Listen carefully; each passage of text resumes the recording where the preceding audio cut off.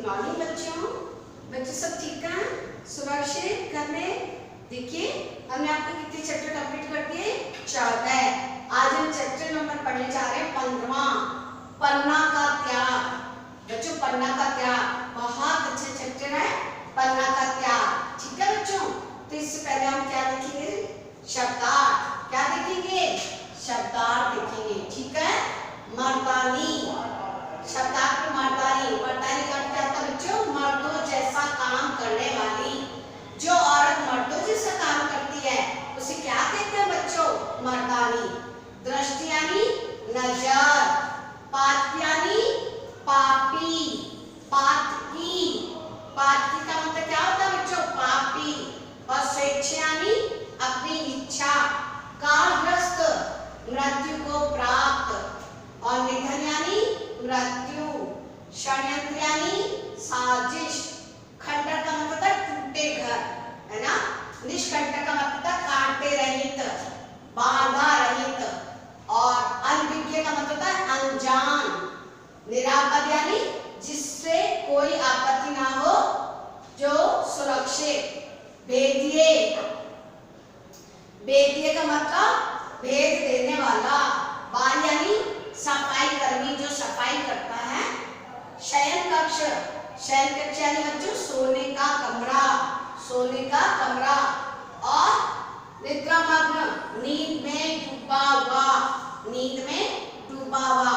बच्चों ये चैप्टर है एक ऐसी माँ का, ये पाठ एक ऐसी माँ का जिसने अपने बच्चे का, अपने जो है देश की खातिर, है ना, जो उसने अपने बच्चे के प्राणों का बलिदान कर दिया, है ना।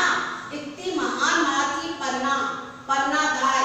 ठीक है बच्चों, ऐसी माँ थी जिसने जो है अपने देश के लिए, अपने देश के पुत्र को बचाने के लिए अपने पुत्र के प्राण जो है उसका बलिदान कर दिया।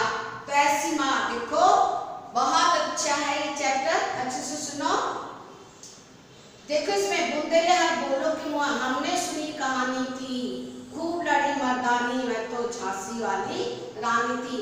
यानी हर पार्ट में, हर इसमें ऐसा है कि जो है किस प्रकार जो है उसने अपने प्राणों का त्याग कर दिया, अपने बच्चे के प्राणों का बलिदान। ठीक है, ऐसी महान स्त्री थी जो है पन्ना था। क्या थी? पन्ना।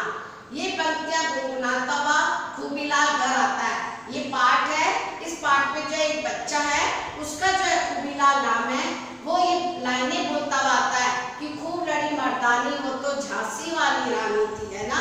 बुंदले हार बोलो कि हमने सुनी कहानी थी, खूब लड़ी मर्दानी, मैं तो झांसी वाली रानी। तो ऐसे शब्द सुनकर स्कूल से बच्चा खूबीलाल आता है, तो जो है जैसे ही वो अपना बस्ता मेज पर रखकर लौटना चाहा, तो उसकी जो बहन है, उसकी जो बड़ी बहन है, वो जीजी खिड़की के पास बैठी बड़े ध्यान से कोई पुस्तक पढ़ रही थी। क्या पढ़ रही थी? एक उसकी जो बड़ी बहन है, उसकी जो जीजी है, दीदी है, वो एक किताब पढ़ रही थी। तो बच्चा कहता है जीजी, जीजी ओ जीजी। तो कहती है हाँ आ गए खूबी। तो कहता हाँ आ गया, तुम तो इतनी पढ़ने में डूब गई थी कि मेरे आने का तुम्हें पता ही नहीं चला। ठीक है, सुनो जीजी, आज हमारी बाल सभा में बड़ा मजा आया। बाल सभा का मतलब था बच्चों, हम स्कूल में जो है बच्चों को एक साथ बिठाकर और जो बच्चों के मनोरंजन के लिए और बच्चों की शिक्षा के लिए एक कार्यक्रम करते हैं, जिसमें जो सभी बच्चे अपनी अपनी बातें बताते हैं। कोई कहानी बोलता है, कोई कविता बताता है ना, कोई अच्छा सा गीत गाता है। तो इस प्रकार जो है बच्चों से जो है अच्छी अच्छी बातें सुनी जाती है। तो उसे बाल सभा कहते हैं। सब बच्चे अपने अपने बारे में कहते हैं, अच्छी अच्छी बातें बोलते हैं। किसी को कहानी, शिक्षाप्रद, कोई कविता, कोई गीत होता है, तो सभी बच्चे बताते हैं।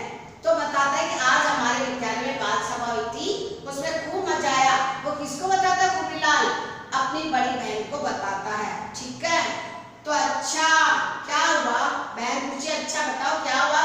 अंताक्षरी हो रही थी ना, तो रविंद्र का नंबर आया, तो वह से प्रारंभ वाली कविता में उससे आई नहीं, तब मैंने यह पंक्ति बोल दी। बोल रहा है कि जो हमारी अंताक्षरी होनी थी, फिर वह पर जो है एक अक्षर आया, वह, उस पर सबको कुछ न कुछ गाना था, लेकिन जो किसी को कुछ नहीं आ रहा था, वह पे कुछ आ ही नहीं रहा था। तो तब मैंने जो है, मुझे ये लाइनें याद आ गई, कि वैसे बुंदेले बुंदेले और बोलो के मुंह हमने सुनी कहानी थी। तो कहता मैंने इसको बोल दिया, मैंने एक पंक्ति बोली थी ना, तो कुछ लड़कों ने हल्ला कर दिया, कहा पूरी कविता बोलो, पूरी कविता। बोल रहा है कि जो है जब किसी को बह पे आया नहीं तो मैंने बुंदेले और बोलो को है ना ये बोला, एक लाइन बोली तो सभी बच्चे चिल्ला उठे कि ये कविता पूरी बोलो, पूरी बोलो। तो बच्चों को खूब मजा आता है, खूब खुशी होती है कि जब उन्हें कोई कहता है कि और सुनाओ, ठीक है। तो कहता है पूरी कविता बोलो, मैंने खूब जोरदार स्वर में सुना दी, इतनी तालियां बजी जीजी कि कुछ पूछो मत। कह रहा है कि बहुत तालियां बजी, बहुत तालियां बजी, मैंने पूरी कविता सुना दी। तो सब लोग बहुत जो है सबको बहुत अच्छा लगा और बहुत खुश हुए। तो तभी उसकी जीजी कहती है अच्छा तभी तो तुझे मजा आया। जीजी ने हंसकर कहा, बोले तेरी तारीफ हुई है इसलिए तुझे बहुत मजा आ रहा है, सब लोगों ने तेरी कविता पर तालियां बजाई इसलिए तुझे बहुत मजा आ रहा है। हाँ खूबीलाल ने पूछा तुम क्या पढ़ रही थी जीजी? वो अपनी जीजी से पूछता है कि तुम इतनी मग्न होकर क्या पढ़ रही थी? वो बताती है नारी की कहानी है, नाम उसका पन्नाधाय। क्या नाम है? उस ऐसी माँ जो पन्नाधाय के नाम से जानी जाती है। हाँ ये वह नाटक तो तुम्हारे पाठ्यक्रम में है ना? खूबीलाल ने जीजी के निकट आकर भोलेपन से पूछा। बच्चा मासूमियत से पूछ रहा है कि ये तो आपके पाठ्यक्रम में नहीं, ये तो आपके पाठ में आता है ना। जीजी ने हंसकर कहा मैं तेरा मतलब समझ गई हूँ, क्योंकि अब तू ये कहेगा कि मुझे पूरा सुनाओ, मेरी अच्छी जीजी, मेरी अच्छी जीजी मुझे उस नाटक की कहानी सुना दो। बच्चों को सुनना अच्छा लगता है, कहानियाँ कविताएं। तो उसकी जीजी कहती है अब जब तुम जो है मुझे वो सुनाने के लिए कहोगे। तब वो खूबीलाल हंसने लगता, कहता हाँ जीजी मुझे सुनाओ कि वो पन्नाधाय क्या है। तब बोलती है झांसी की रानी, जैसे झांसी की रानी लक्ष्मीबाई है, रानी दुर्गावती है, बेगम चांद बीबी है, अहिल्या बाई है इत्यादि वे महिलाएं जिनके पास शक्ति थी, संगठन का बल था।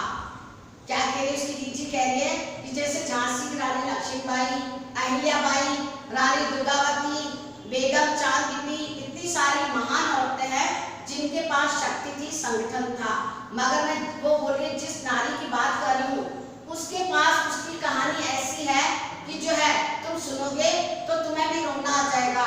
तो कहती है उसका मैं किस दृष्टि में अतिरिक्त है कि वह रानी नहीं थी, वह बेगम नहीं थी, वह एक दाई थी और जो माँ थी, और उसने कुछ अपने राज्य के लिए, अपने स्वामी के लिए जैसा संपदा आज तक दुनिया में कोई। उस पन्नाधाय ने वो ऐसी माँ थी जिसने अपने राज्य के लिए बच्चों अपने बेटे का, जिसका उसका एक ही बेटा था, एक ही पुत्र था, उस अपने बेटे का क्या कर दिया? बलिदान कर दिया अपने राज्य की खातिर। तो अब देखो कि जो है ऐसी महान औरतों में से अब ऐसी औरत नहीं होती जो कि अपने बेटे का, अपने औलाद का त्याग करके जो है अपने राज्य का नाम कमाए, ऐसा कुछ नहीं।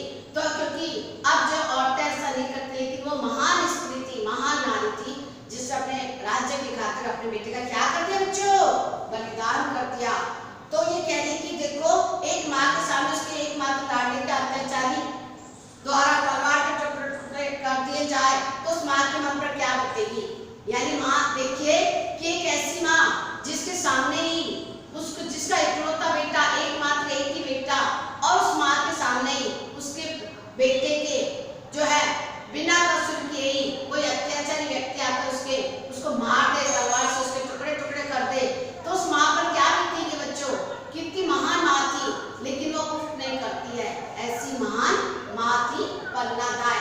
मतलब वो अपने राज्य के लिए जो है जब उसको बंदी मारने आती तो उफ नहीं करती है, और जो है वो उसी के सामने, उस माँ के सामने उसके बेटे के क्या कर देता है? तलवार से मार देता है।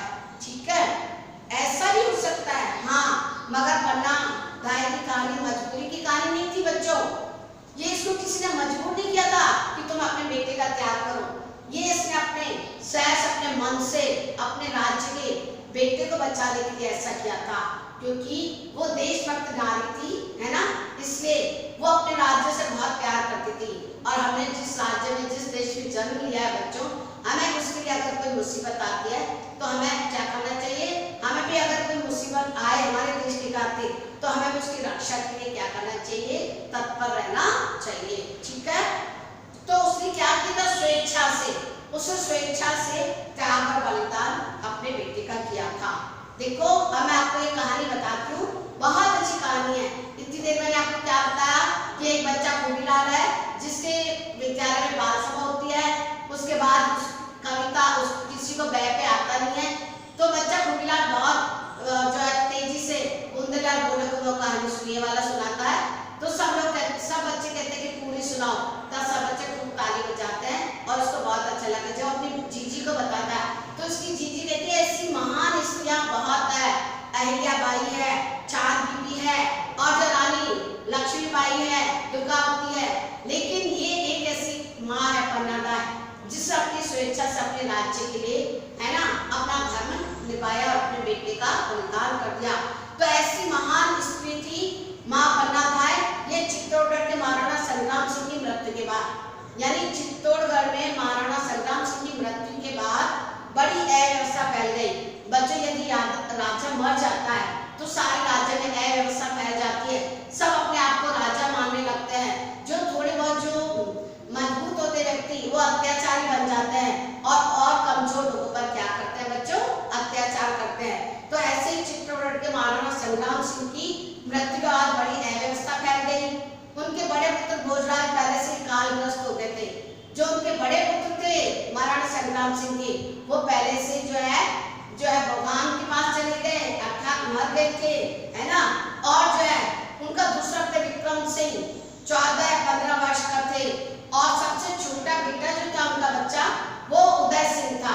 जो सबसे छोटा पुत्र जो था उनका वो बच्चे कितने था, वो उदय सिंह था और उदय सिंह केवल 7-8 वर्ष का ही था। उदय सिंह की उम्र कितनी थी जब चित्तौड़ के महाराणा संग्राम सिंह की मृत्यु हुई।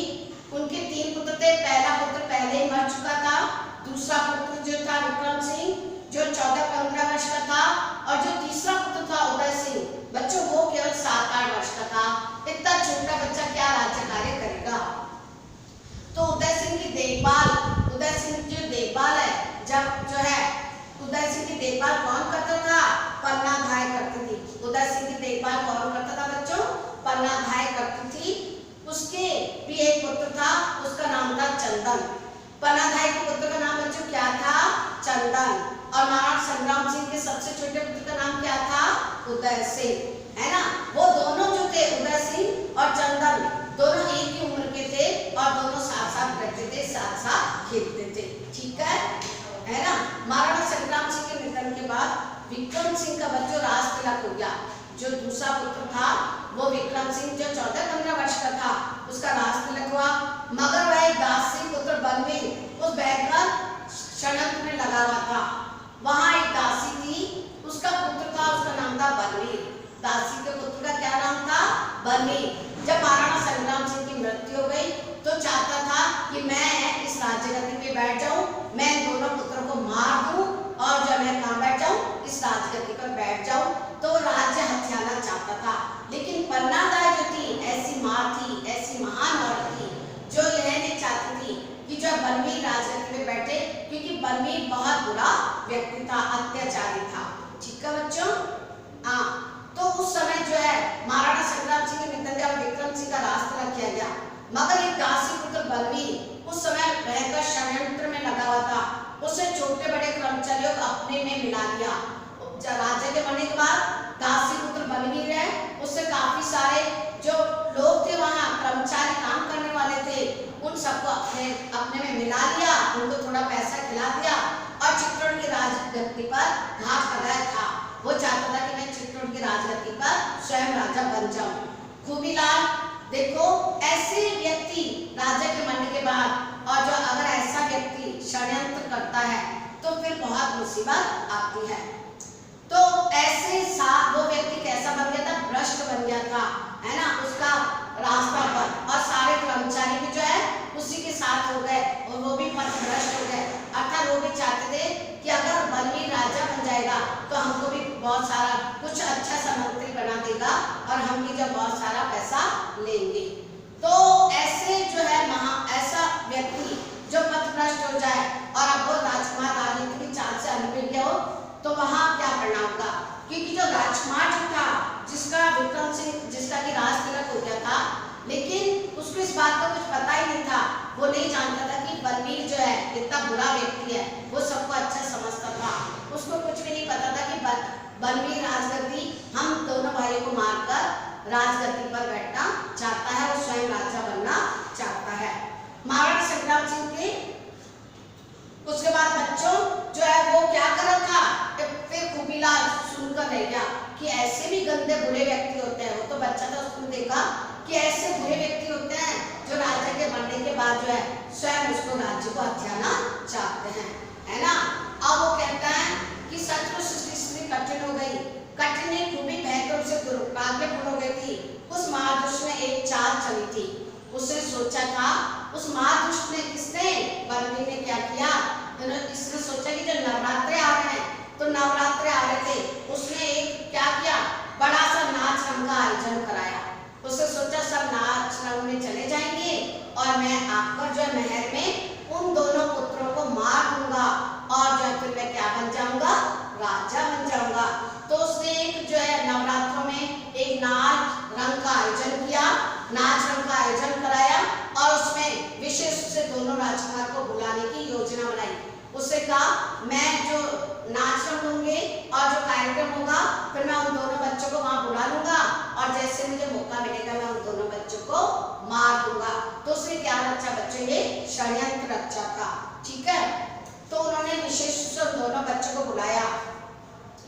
उसकी योजना थी कि नाच रंग में लगी जनता को धोखे में रखेगा, सब लोग जो है नाच रंग देखेंगे, कार्यक्रम करेंगे, किसी को मेरे बारे में पता नहीं चलेगा और मैं जो है जल्दी से जाके उन दोनों को मार दूंगा, उन दोनों राजकुमारों को मार दूंगा। तो वह दोनों की हत्या कर देगा, तब उसका मार निष्कंटक हो जाएगा।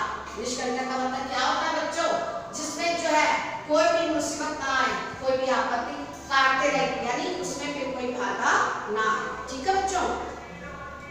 तो विक्रम सिंह तो उस धोखे में आ गया, मगर उदय सिंह का पन्ना ढाल बनकर छाई थी।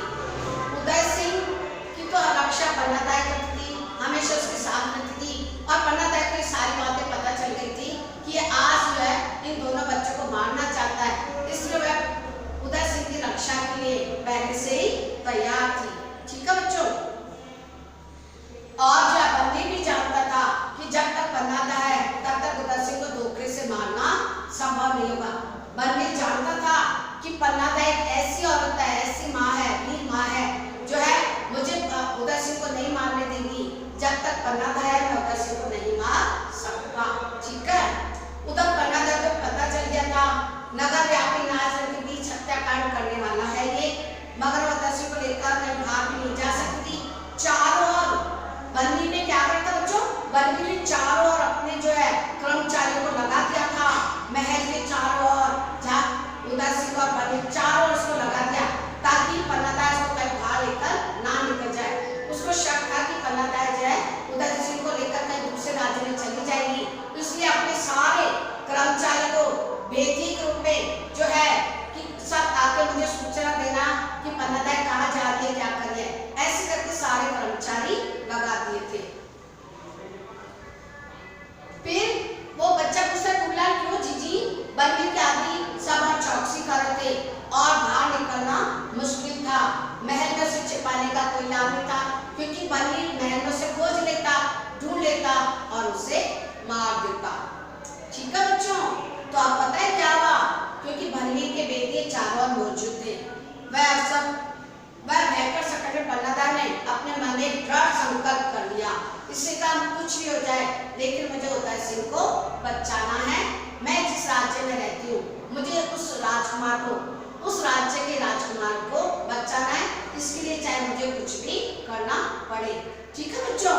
तो पता है क्या हुआ बच्चों, और ऐसा कोई माँ नहीं सोच सकती, उसे सोच गया था कि मुझे कैसे भी करके इस बच्चे को बचाना है, ठीक है बच्चों। उसने उदय सिंह को नाच रंग में नहीं जाने दिया था। उदय सिंह ने कहा मैं भी जाऊंगा, लेकिन उसने कहा नहीं आप नाच रंग में नहीं जाओगे। इसलिए उठकर रसोई घर में सो गया था। बच्चा कहाँ सो गया, रसोई घर में। कौन, उदय सिंह, क्योंकि पन्नादा ने उसने कहा मैं भी नाच रंग में जाऊंगा, लेकिन पन्नादा ने उसका नहीं, तब वो उठकर जो है रसोई घर में जाकर रसोई घर में चला गया और उसे वहां नींद आ गई, सो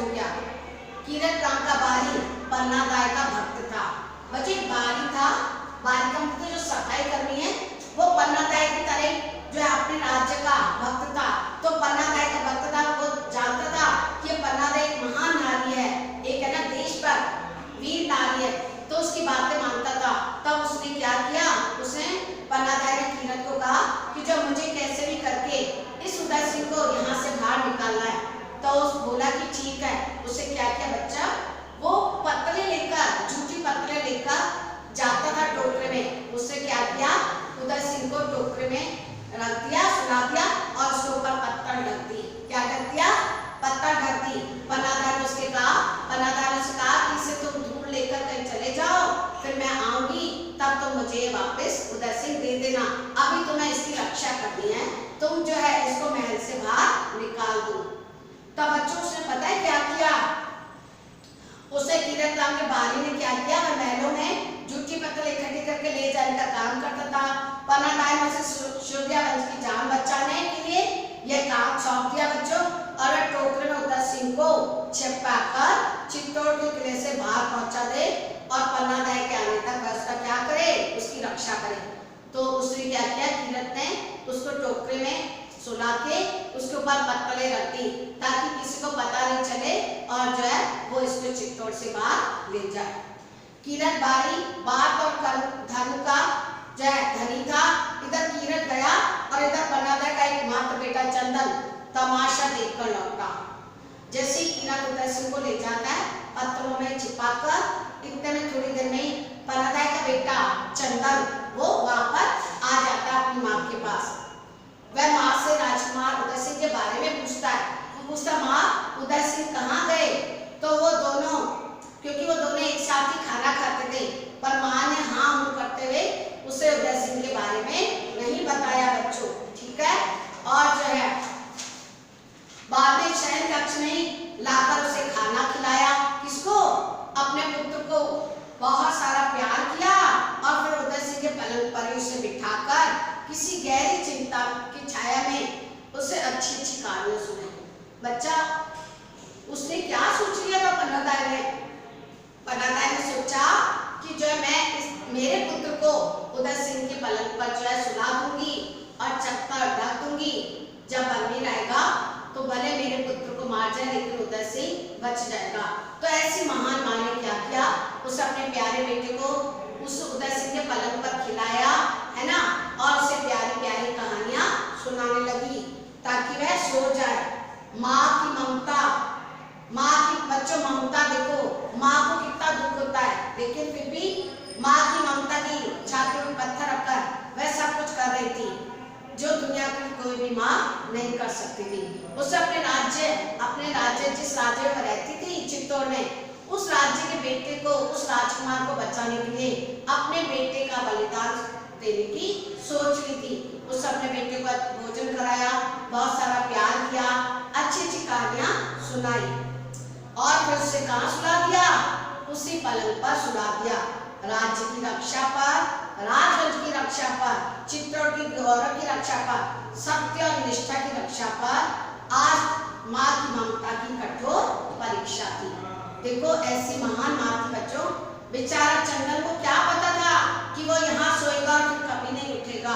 चंदन माँ के दुलार की छाया में जल्दी नींद में सो गया, ऐसी नींद सोया कि आज तक उस नींद का सवेरा नहीं हुआ। बच्चों थोड़ी देर में वो षड्यंत्री बलवीर, उससे पहले किसको मारा, विक्रम सिंह को मार दिया उसने, और फिर भागते भागते आया और उदय सिंह को मारने के लिए तलवार लेकर आया। उसकी तलवार पूरी खून से रंगी हुई थी बच्चों। क्यों? क्योंकि उसने किसको मार दिया था, विक्रम सिंह को मार दिया था। अब वह उदय सिंह को मारने के लिए तलवार लेकर आया, है ना। पन्ना ने कड़क कर उसे धुतकारा, फटकारा, पर राज्य का दृश्य था, वो तो चाहते थे कि मैं राजा बनूं, इसलिए उसको कुछ दिखाई नहीं दे रहा था, कुछ सुनाई नहीं दे रहा था। बस वो तो चाहता था कि मैं दोनों राजकुमार को मार दूं और मैं इस राज्य का क्या बन जाऊं, चित्तौड़ का राजा बन जाऊं। पन्ना उसको बहुत समझाती लेकिन वो नहीं समझता, है ना।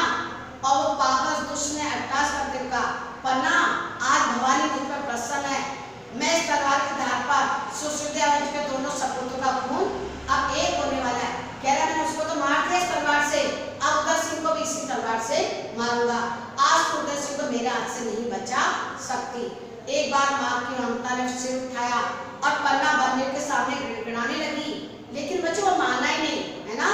और फिर जो है अबोध बालक की हत्या करके तो क्या बहादुरी बखानता है। पन्ना ने कहा कि तू ये अबोध बालक जिसको कुछ पता नहीं है, इसका कोई गलती नहीं है, तू उसको मारने के लिए जा रहा है, तो ये तो बहुत गलत है। लेकिन उसने कुछ भी समझ में बच्चों नहीं आ रहा। और जो है क्या करता हो, जल्दी से जो है कहता है कि कहाँ है उदय सिंह। तो बेचारी क्या करती बनाता है, जब वो बोला कि मैं तो आज उसको मारूंगा, ठीक है, तुम उसे नहीं बचा सकते, तो तू उदय सिंह की हत्या न कर, मैं उसे लेकर कहीं दूर चली जाऊंगी। लेकिन वो नहीं मानता और जो है उसे क्या किया, उसे सोचा कि इस पलंग पर उदय सिंह सोया हुआ है, भाग्य दुष्टों का ही साथ देता है, कटार का वार कर बैठी और क्रोध से फूका तो उसने पलंग पर सोए बच्चे पर तलवार चला दी। उसे क्या सोचा कि इस पर क्या कौन सोया हुआ है, उदय सिंह। लेकिन बच्चों वहां कौन सोया था, बलवीर। अगर वो कहती कि ये मेरा बेटा है तो फिर वो उसको और ढूंढता, फिर बाहर जाके मार देता उदय सिंह को। लेकिन इसलिए पन्नादाई ने कहा कि ये रहा उदय सिंह, और उसने चतरनी हटाई और उसे तलवार से मार दिया। बेचारी मां चुप की चुप रह गई।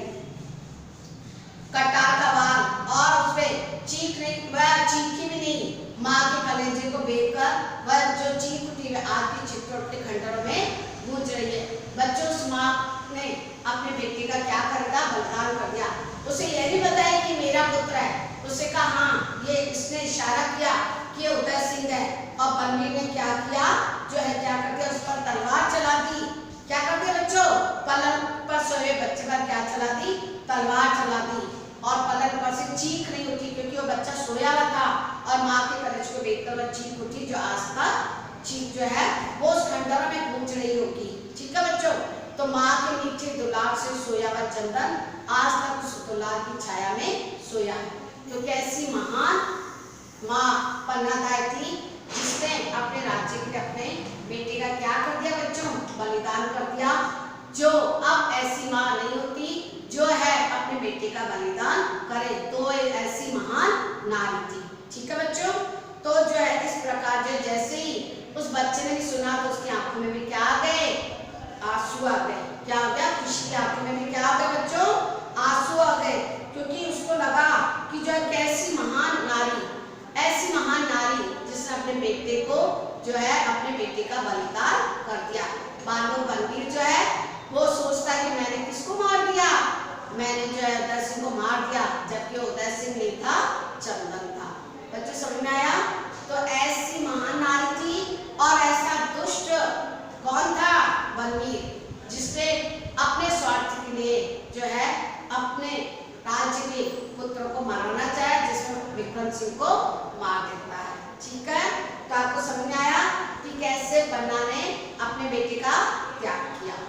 तो आप देखो, और आप एक बार चैप्टर पढ़ना, कुछ नहीं समझ आए तो दोबारा पूछ सकते हो। देखो ये शब्दार्थ है, आपको अपने शब्दार्थ करोगे, ठीक है, सुंदर सुंदर राइटिंग में, और फिर आप कॉपी उससे चेक करवाओगे। ठीक है, तो अच्छे बच्चे बनो, अच्छी पढ़ाई करो, और जब कॉपी लेकर इसको नया करो ताकि मैं आपकी कॉपी चेक कर सकूँ। ओके बेटा, थैंक यू। आपके क्वेश्चन नेक्स्ट लेक्चर में देंगे। ओके।